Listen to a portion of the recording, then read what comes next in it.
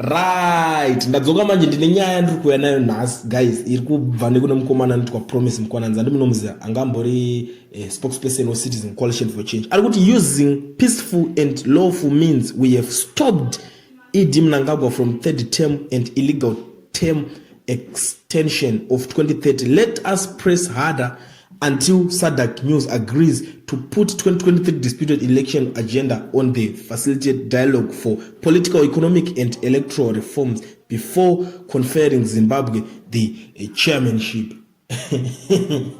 Vatotanga mafanizi unoona ini ndo nyaya ndinoona varikuratira kuti anzotakamisa E.D. kuti asapinde 2030 handiti ndo zvaitaura anzi ngatimumise but izvo zvakuti takamumisa kuti asapinde 2030 iye akatadza kumisa Chabangu kuti asate take over the party. Handiti zo opposition ingadai iri strong so vachinacho pata vachipatanidza mangreen. Unofunga kuti zvinhu zvinonakidza izvozvo zvokuti imi munongosvika muchingonorwa chikuseri nemunhu akaita seChabangu. Zvinorwadza vanhu vekumalokesheni vanenge vakavhotera maMPs avo kuti azovamiririra because iko zvine zvido zvavo hazvichatozadzikiswe because of munhu akaita seuyu. Nhasi akuda kuti atakamisa E.D. Mnangagwa saka toda kuti tirambe takapusha agenda kuti asaitwe chairman weSADC.